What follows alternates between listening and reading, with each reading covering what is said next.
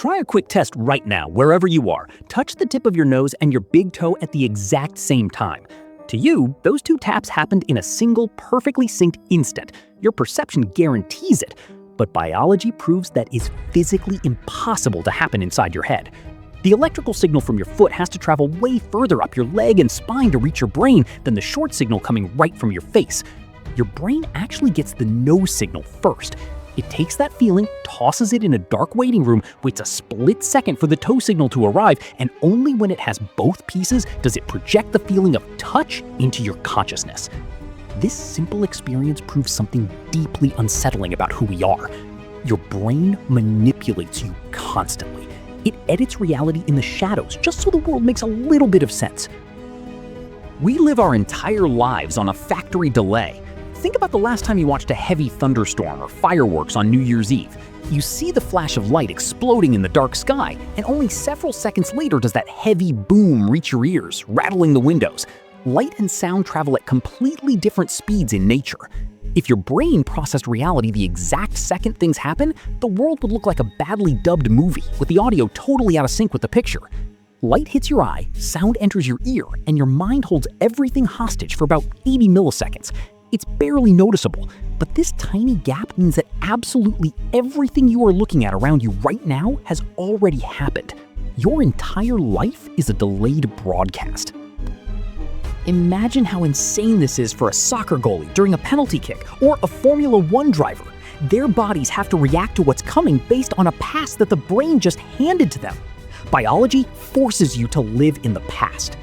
Knowing we live in an edited past is weird enough, but things get absurdly darker when physics and our illusion of control enter the chat. Your perception of who you are is about to crack right down the middle today. Before we break down this glitch in the human system, do me a massive favor to keep this channel alive. Hit that like button and subscribe down below. It's totally free and guarantees you'll catch our next investigations into how your mind actually works. Dropped a like? All right, let's keep digging. If your present has a built-in lag, who is actually making your choices? This is where science keeps people awake at night. Back in the 80s, a famous scientist named Benjamin Libet ran an experiment that turned neurology upside down. He hooked volunteers up to brain monitors and told them to press a simple button on a table whenever they felt the urge to do it. The results on the screens were bizarre. The machines showed that the volunteers' brains fired the electrical activity to press the button a split second before the person had the conscious intention to make the move. Meaning, the decision wasn't made by the person's conscious self. The unconscious brain decided to move the finger first, and only after that did it send a text message to your consciousness saying that the choice had been made. That wonderful feeling that you are in immediate, total control of your actions is just another edited story biology tells you to keep you sane. Think about the damage this does to the idea of guilt and responsibility. If your brain makes a call before you even know about it, how much do we really own our impulses? If you bump into someone on the street and have a sudden fit of road rage, who pulled the emotional trigger first? We are just passengers inside an organic vehicle that already knows where it's turning the wheel before we even notice the curve. And we love to pound our chests and defend our identity. We defend our past like it's our strongest root. Imagine having that memory rebooted every 7 seconds, like someone constantly erasing the chalkboard of your life. This actually happened to a brilliant British conductor named Clive Waring. A virus brutally attacked his nervous system and wiped out a tiny piece called the hippocampus. That is the exact hardware responsible for saving what just happened.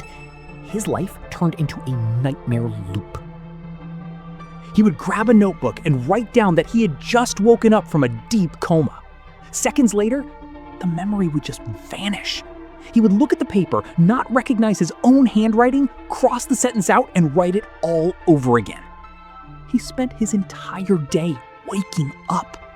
His wife would walk into the room and he would cry, hugging her desperately like he hadn't seen her in years. She would go to the kitchen for a glass of water, come back 2 minutes later, and he would cry uncontrollably all over again. When you rip out that fragile anchor called the past, our identity just dissolves into thin air. Maybe you think your head works perfectly fine and your old memories are untouched. A researcher named Elizabeth Loftus dedicated her life to proving we can't even trust our own nostalgia. Our memory is nowhere near a steel vault. It works exactly like an open Wikipedia page that anyone can edit. Every time you remember a childhood episode, your brain rewrites the entire scene. It recreates faces, makes up details, and changes the background. Loftus ran a brutal experiment known as Lost in the Mall. She took several adults and told them 4 stories from their childhood. 3 were entirely true, provided by their families. The 4th story claimed the person had gotten lost in a massive shopping mall as a kid, cried a lot, and was rescued by an elderly man. It was an absolute lie, just a fabrication by the team. Weeks later, the volunteers came back to the lab, and the vast majority swore up and down they remembered getting lost in that mall. They described the old man's clothes and the color of the storefronts.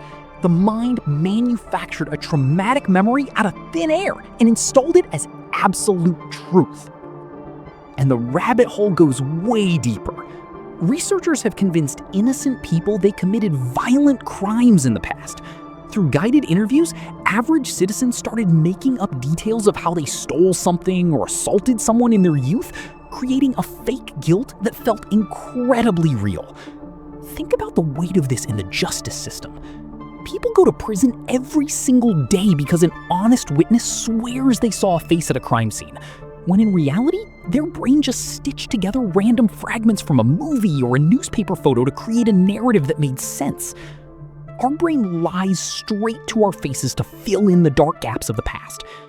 Our self is built on purely invented ground. So, if our past is a fabricated edit, and our present is running on a biological delay, what about time itself? This is where theoretical physics steps in to destroy whatever certainty we have left. When Albert Einstein's best friend died in Europe, the physicist sent a very heavy letter to the family. He wrote clear as day that past, present, and future are only a stubbornly persistent illusion. That guy wasn't sending sad poetry to comfort a widow. He was dropping pure mathematical physics. In the famous theory of relativity, time is completely welded to space. We have the twin paradox to picture this in a wildly practical way. Imagine identical twin brothers. One stays here on Earth, working and paying taxes. The other hops into a spaceship, cruising through the cosmos, near the speed of light. To the guy inside the ship, the trip feels like just a few months. He eats, sleeps, reads some books, but when the ship finally flies back and lands on Earth, the culture shock is instant. The brother who waited down here is an 80-year-old man with gray hair, and the brother who traveled steps off the ramp looking exactly 30. You don't even have to go to space to feel this.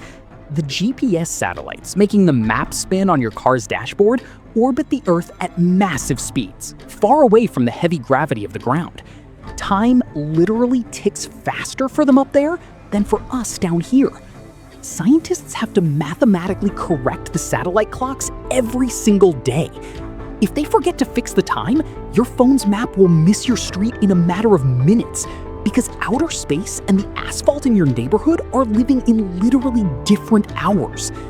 Time physically stretches and shrinks depending on gravity and how fast you move through the universe. This tears up the idea that there is an invisible absolute clock ticking the exact same seconds for everyone.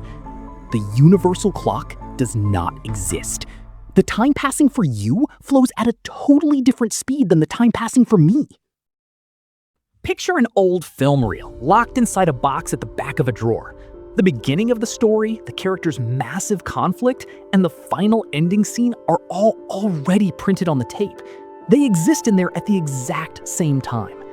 Our human consciousness works exactly like the hot bulb of the projector in a dark movie theater. It lights up a single frame of the tape at a time. It's just the light jumping from one frame to the next that creates the feeling that time is moving forward. The 10-year-old you riding a bike and the elderly you resting in a chair are already printed simultaneously on this massive block of space-time. We spend sleepless nights frying our brains over a problem coming next month, when in reality, tomorrow is already perfectly written and positioned further down that giant reel.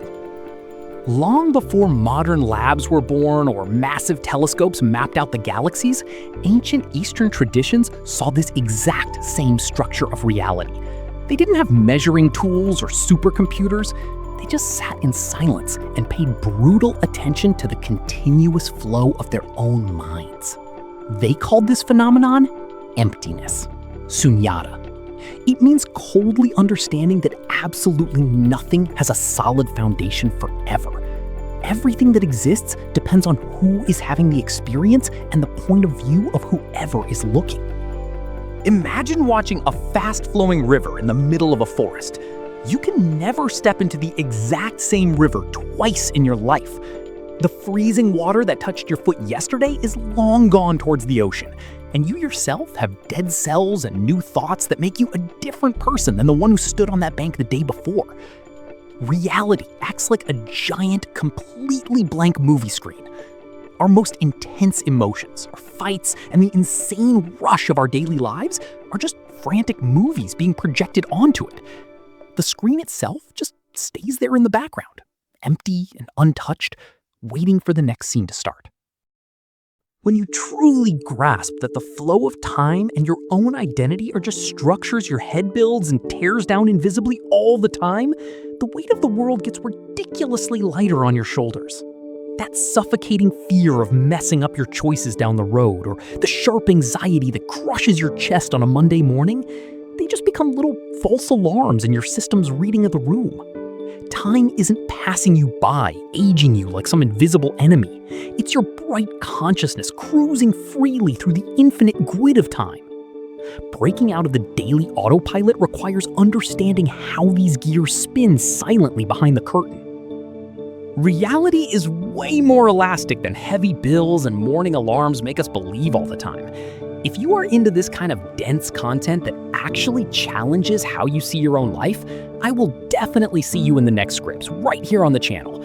Drop a comment down below telling me what other massive glitch of our minds you want to see dissected with no BS in the next video.